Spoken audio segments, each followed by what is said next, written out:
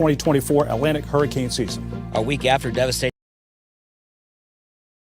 flooding. And so it just came across the road pushing, there was a car in there, propane tanks, the big ones. The impact of very wet spring is having on water levels and temperatures in the Great Lakes. Lake levels that are too low can pose a problem for fish populations. Plus, the secrets to growing great watermelons.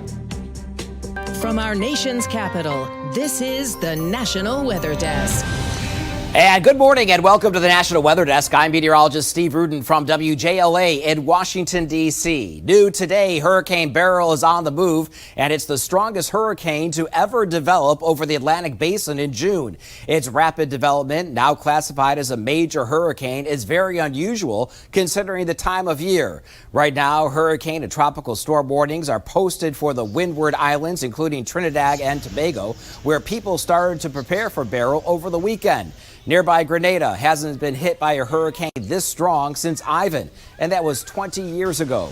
Meteorologist Brian Vandergraff is tracking Beryl for us this morning. Brian? Hey, good morning, Steve. Yeah, as we take a look at the tropics, I'm going to talk about three things because there are actually three areas to talk about. But Beryl back to a Category 4 storm this morning. You're right. It was the earliest. You have to go back in time. The earliest we ever had a Category 4 storm was July 8th prior to this year. So in addition to Beryl, we have Depression Chris, which is now over Mexico, and a new area of low pressure out in the Atlantic that has a 70% chance of development over the next 7 days. Let's talk about Beryl. Winds right now 130 miles per hour, sustained gusting to 150. It is moving west-northwest at about 20 miles per hour, and it's going to continue to pass just to the south of Haiti, Dominican Republic, the Caymans, Jamaica, and eventually make a run towards Belize and Mexico. We'll be watching it carefully as it heads towards the Gulf by the upcoming weekend. Steve? All righty, Brian, thank you very much. Meteorologist Emily Gracie spoke with the director of the National Hurricane Center, Michael Brennan, and talked about what caused Beryl to get so strong so quickly and has advice for people who are traveling to the Caribbean this week.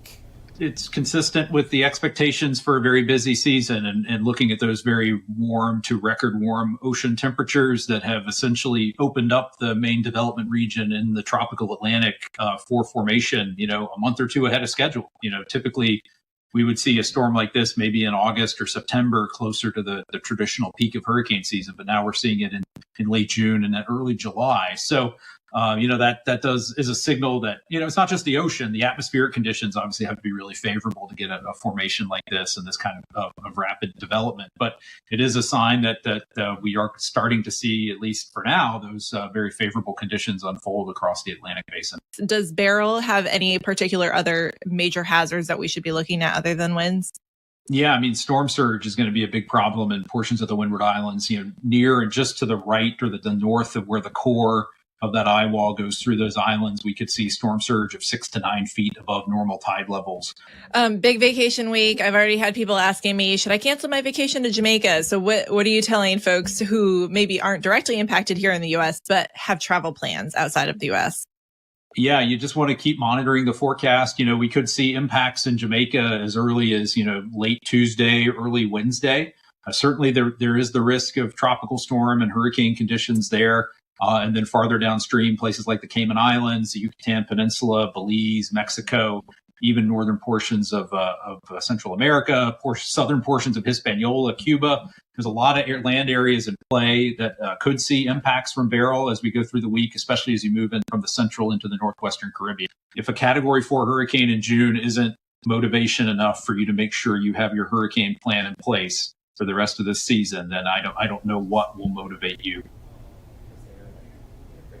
We have much more of that interview on our YouTube page. That's also where you can find our special look at the 2024 hurricane season called Superstorms. We also have a special look at innovative tools that help forecasters and a unique hurricane-resistant home built completely off the grid. A Category 4 hurricane this time of year in the Atlantic is very rare, but why is that? And when do we typically see storms this strong start to develop? Let's take a look at a recent Facebook post from meteorologist Chris Sushan to find out. And typically, We see a lot of wind shear, Saharan dust, warm, dry desert air filled with dust across the Atlantic, which really makes it difficult to get development across much of the basin. That includes also the sea surface temperatures, which are still warming into the peak of hurricane season. That's where we would typically see development in June. Here's July. Notice again, you don't really see much happening way out there into the Atlantic.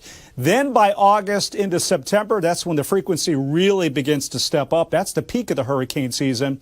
And then everything begins to unwind with wind shear and cooler ocean temperatures. So this is how it looks graphed out. Again, you see that steep climb August into the middle of September, a secondary peak in October, and then everything begins to shut down. But here we are now, early in the season, already looking at our second named storm and what will likely be a very active 2024 Atlantic hurricane season. In addition to tropical weather, there's also a threat of severe storms in the plains. The greatest risk is in South Dakota and Nebraska, along with a lower risk in Minneapolis and the southeast coast. Heavy rain fell over New Mexico town of Ruidoso, bringing major flooding, forcing several evacuations over the weekend. The flooding was made worse by wildfires that recently hit the area, leading to several burn scars. Town officials say they conducted at least 30 swift water rescues, and the New Mexico Army National Guard rescued several people who were standing due to flash flooding. Elisa Munez has more. Piles of mud and debris left from rushes of water. One local capturing the flood rushing through the Innsbruck Village Resort where 4 people needed to be rescued from. Identified an elderly couple in a home down where this water was flooding, and so they were able to call out to a civilian on the other side of the creek to pull them out of their house. The National Guard was using equipment to help separate debris from previous flash floods. One of those pieces of brick down there, actually, that was on the wall yesterday prior to the flooding. The water hitting different areas. And so it just came across the road pushing, there was a car in there, propane tanks, the big ones, railroad ties, trees, you name it, coming down. So The mayor says these floods can happen randomly. go to high ground and stay there. And if you're in a good spot, stay there. And that's just simply it. But what we do is people get out, they want to see what's going on, they're driving around, they've just got to town, and then they get caught in an event. The basin fire in Central California continues to burn with no containment. Fire officials warn those who have plans to visit the area may need to reschedule for 4th of July. Parts of the Sierra National Forest and campgrounds in the area are closed. Sophia Lesidos has more. The basin fire has quickly spread, burning thousands of acres in just a few days. Fire crews say with the heat wave coming up, they're worried it's going to continue burning. With that, our fields are going to dry out, and we will expect to see a little more aggressive fire behavior. The U.S. Forest Service has closed part of Sierra National Forest, and many are under an evacuation order for their own safety. They may not be supported. They may lose electricity. They may lose their utilities. Fire may run on their house and cut off their escapes. Partial closure of Sierra National Forest will last through July 30th. So that means vacationers who plan to camp in the area for 4th of July might want to reschedule their trip. Just as a reminder, if you're camping for the holiday, don't light up fireworks in the forest. I know people love fireworks. Go to the professional shows, attend the professional shows, but don't bring fireworks into the forest. If you see clouds and it looks like it's going to rain, but there is none, what's up with the sky? Meteorologist Lindsay Storrs takes a look on Instagram to explain Virga. Sometimes you'll hear meteorologists talk about Virga, especially in a place like Utah. But what is Virga? Normally, when rain falls, it reaches the ground.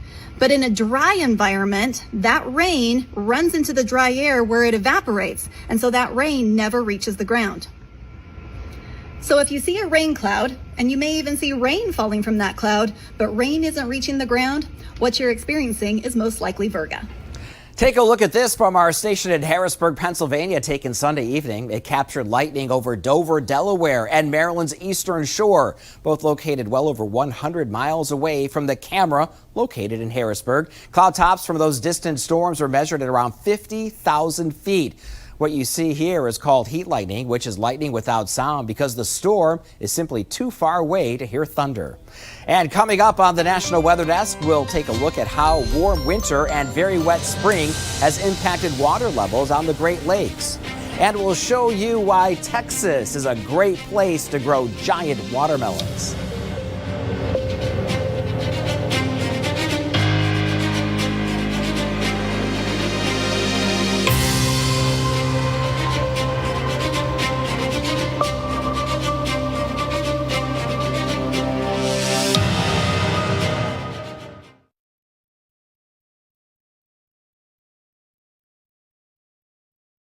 I'm meteorologist Emily Santon. Let's take a look at highs today for the Northeast. Most areas will be seasonable for this time of year. Temps will be in the mid to upper 70s, in low 80s. 80 degrees in New York, 75 over in Syracuse, 79 up in Portland, Maine, 78 in Caribou, 74 down in Boston. Overall, a pretty nice start to the week. Around the 1 o'clock hour, we are tracking a chance of a shower or two in New Hampshire, Massachusetts, down into Rhode Island, but things will stay mostly clear as we head towards the evening hours.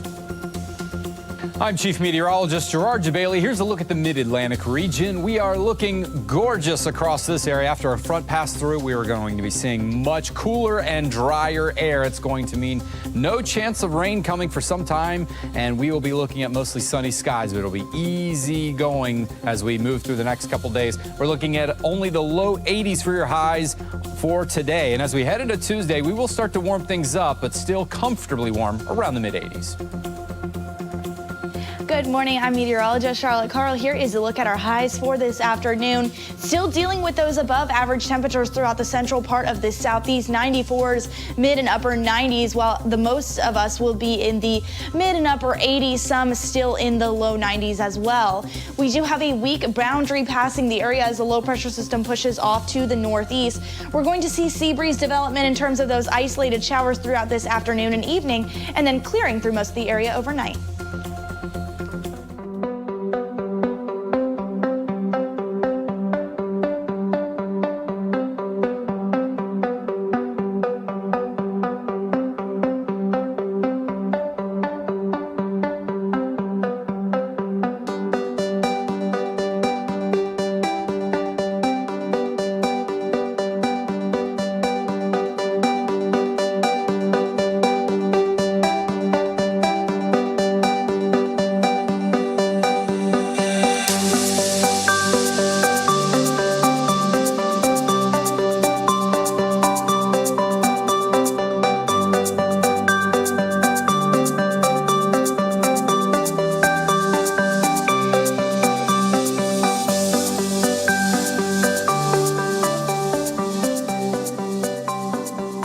You are watching the National Weather Desk. The past winter around the Great Lakes was considered mild. It was followed by a very wet spring. So what impact has this had on water levels and temperatures? Meteorologist Trevor Robola takes more.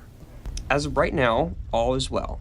We are right around the long-term average for both Lake Superior and Lake Michigan-Huron.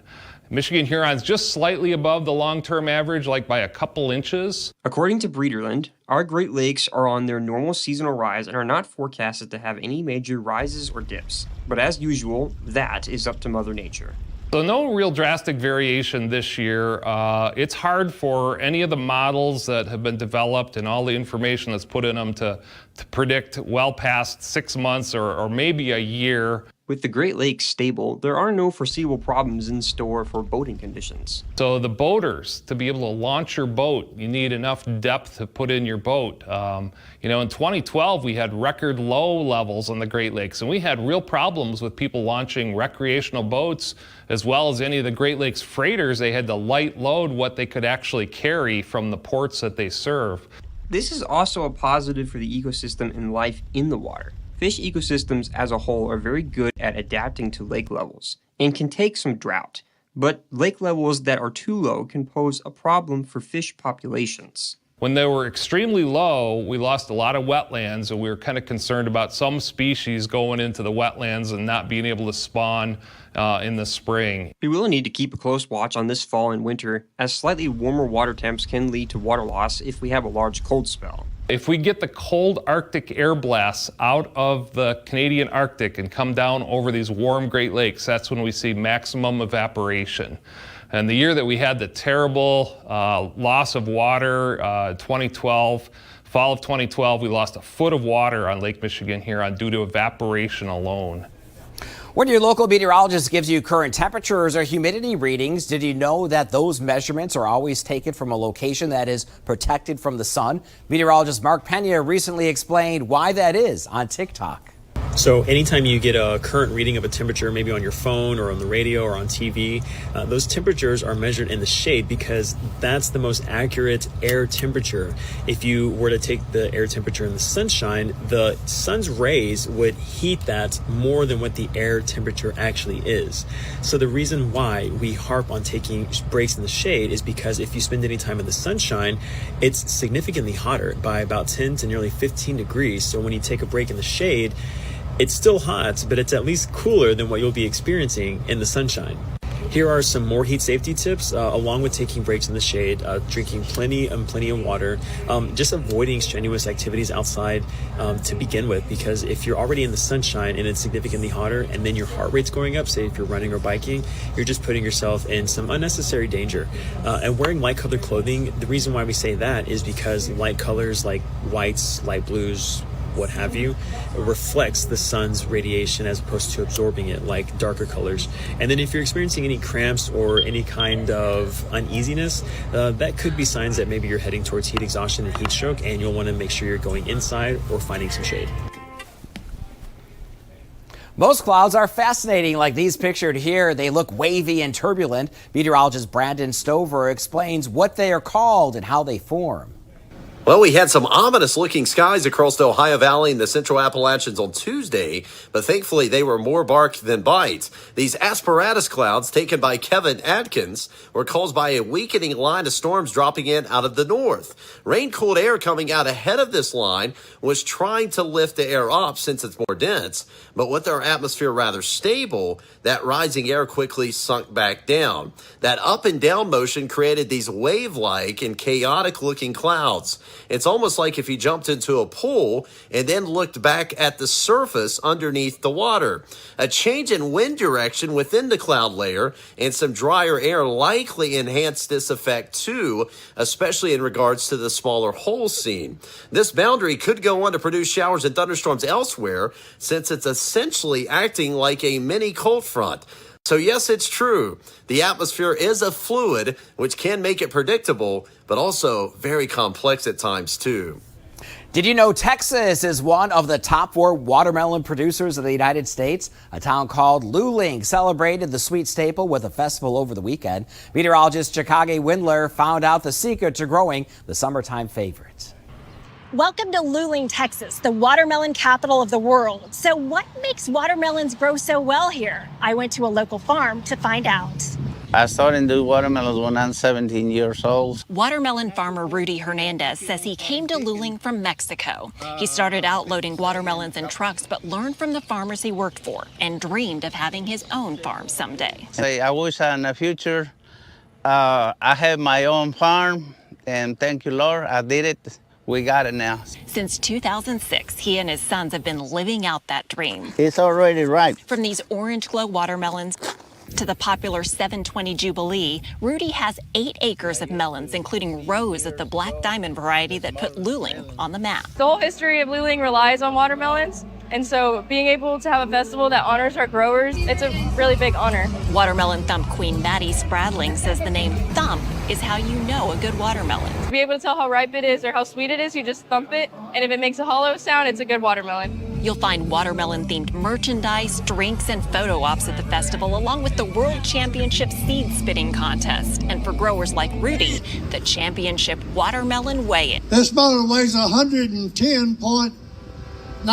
Rudy's biggest melon earned him a spot on the podium. In second place is Rudy Hernandez with 110.9. So this soil is really good for watermelons. The soil in Luling is perfect for watermelons. It's loamy with a mix of clay, sand, and silt. And watermelons love full sun and hot weather. And really, this is the best year for us. Rudy says the other key to success is not just relying on rain from Mother Nature. Because we do the irrigation system, and it's a lot of money to do this way. With every good season, he's paying the irrigation system off little by little. 25, 26, right? And his second place melon earned a $3,000 prize at auction that will help. We make everybody happy. Make some watermelons, and that's why we love it. Raise watermelon. In Luling, Texas, I'm Chicago Windler for the National Weather Desk. Now let's check out to see weather in cities across the country later this afternoon. We start in the self-proclaimed sweetest place on earth. That's Hershey, Pennsylvania. It's looking good in central PA today with lots of sunshine and highs around 80 degrees. Now we head to the first coast, Jacksonville, Florida. They're looking at scattered thunderstorm chances today and again for the rest of the week. Highs will sizzle in the lower 90s. Our third stop is into Motor City of Detroit, Michigan. Motown is looking great this afternoon, making it this morning. Lots of blue sky out there right now, low humidity, and temperatures in the upper 70s. And our trip ends in the Pacific Northwest with a shot of the, well, you can barely see it, the Tacoma Narrows Bridge just south of Seattle. Tacoma is also looking at sunshine for today, later today, with highs around 81 degrees. And time now for a short break, but first let's take a flight over beautiful St. Louis, Missouri.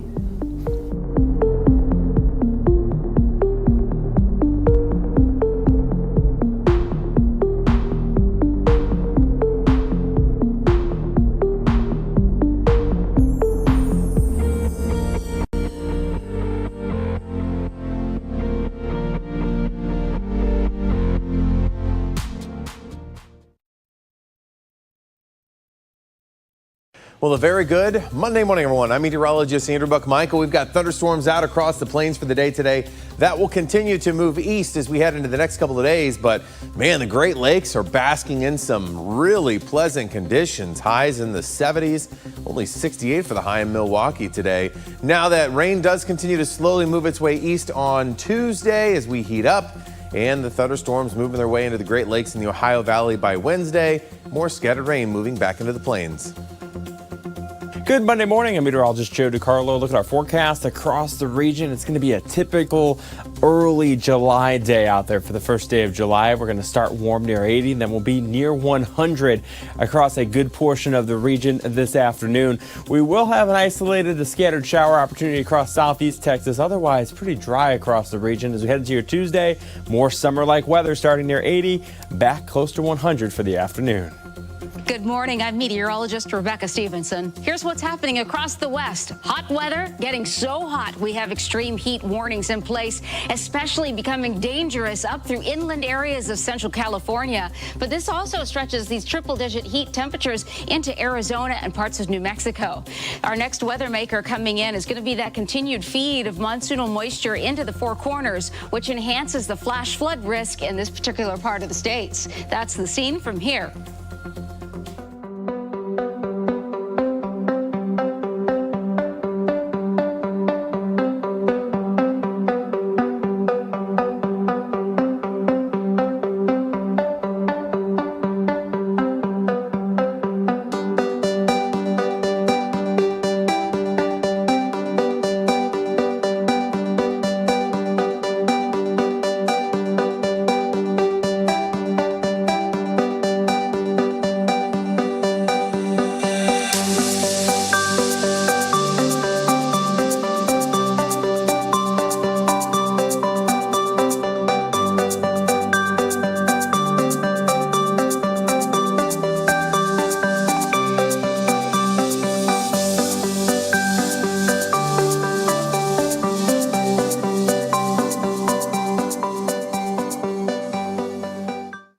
You are watching the National Weather Desk. Lenticular clouds are, in my book, my favorite. You don't see them very often, but they look so cool. Here's meteorologist Matt Monroe to explain how they form.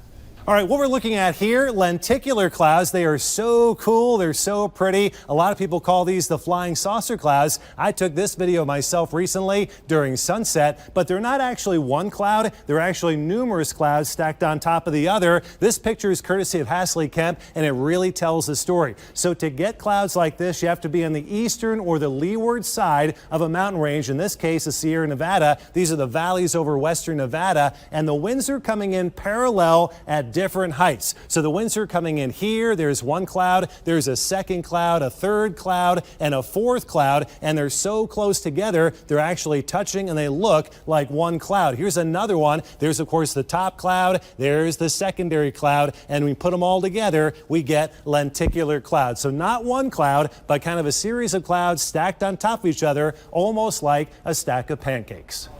Looking for more great weather content? Be sure to check us out on social media. You can find us on all your favorite platforms. Just search the National Weather Desk. We're back after this.